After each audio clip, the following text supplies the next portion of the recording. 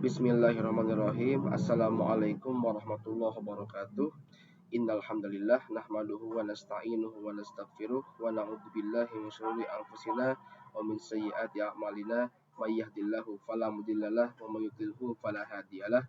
Asyhadu an la ilaha illallah wa asyhadu anna Muhammadan abduhu wa rasuluh alladzi la nabiyya ba'da amma ba'du. Yang terhormat Ibu Dr. Hajah Neneng Nafisah, MAG MSI, selaku dosen pengampu mata kuliah Ilmu Pendidikan Islam 1, saya Yanul Hakim dari kelompok 9 ingin mempresentasikan materi mengenai media dalam pendidikan. Apa itu media? Media kalau secara bahasa itu berasal dari bahasa Latin, yaitu yang berbunyi medium, yang berarti perantara atau penghubung. Sedangkan media dalam secara istilah atau pembahasan umum adalah alat atau sarana yang digunakan untuk menyampaikan informasi, pesan, atau komunikasi dari satu pihak ke pihak lain. Contohnya seperti kita berkomunikasi kepada sesama manusia pasti menggunakan banyak sekali media, baik itu secara langsung maupun dengan perantara seperti handphone, pesan suara ataupun surat dan lain sebagainya. Itu pun disebut dengan media. Karena apa? Memiliki tujuan untuk memberikan informasi kepada pihak lain atau orang lain.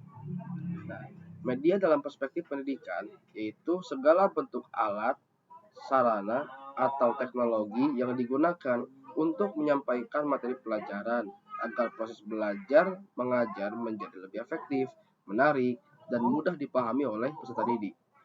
Setiap peserta didik yang kita ajar itu pasti memiliki perbedaan pemikiran yang sangat signifikan. Oleh karena itu, kita harus memikirkan bagaimana caranya agar kita bisa merangkul semua peserta didik dan bagaimana agar peserta didik memahami apa yang kita ajarkan kepada mereka selama pembelajaran berlangsung.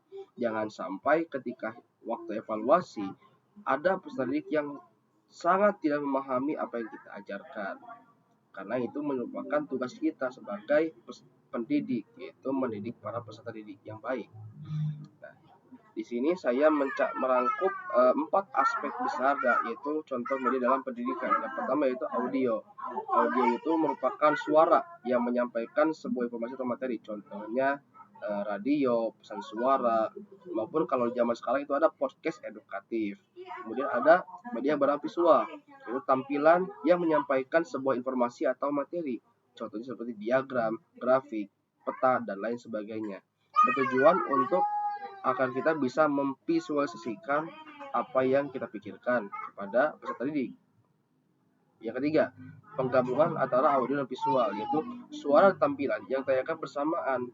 Contohnya seperti handphone, PC, atau komputer, laptop, proyektor, dan lain sebagainya, yang bisa memvisualisasikan dan juga mengeluarkan suara. Kemudian cetak, alat tradisional yang masih relevan dalam pendidikan, contohnya seperti buku, majalah, koran, dan lain sebagainya. Adapun juga manfaat media dalam pendidikan. Yang pertama yaitu membantu guru menjelaskan materi dengan lebih mudah.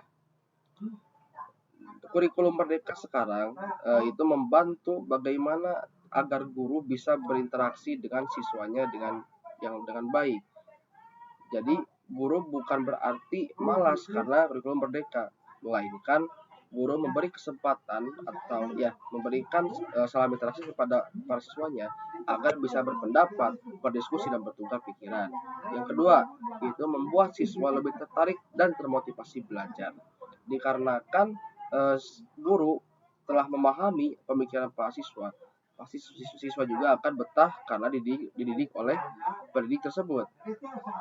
Ya, jadi intinya kedua pihak itu saling menguntungkan. Yang dimana ketika pendidik menjelaskan, maka siswa akan mendengarkan. Yang ketiga, yaitu membantu siswa memahami konsep yang abstrak atau kompleks. Contohnya seperti pengertian sebuah pelajaran yang memiliki bahasa yang tinggi atau sulit untuk dicerna. Nah, tugas pendidik di situ ialah bagaimana cara agar menjelaskan sebuah materi dengan bahasa yang mudah dipahami berdasarkan media-media yang tersedia. Yang keempat, yaitu meningkatkan partisipasi dan pengalaman belajar yang menyenangkan. Pasti dengan adanya media seperti audio, visual ataupun penggabungannya dan juga media cetak itu pasti digunakan untuk siswa mendapatkan pelajaran yang relevan dan juga tidak membosankan. Cukup sekian dari saya. Mohon maaf apabila ada kesalahan. Wabillahi taufiq wal hidayah. Wassalamualaikum warahmatullahi wabarakatuh.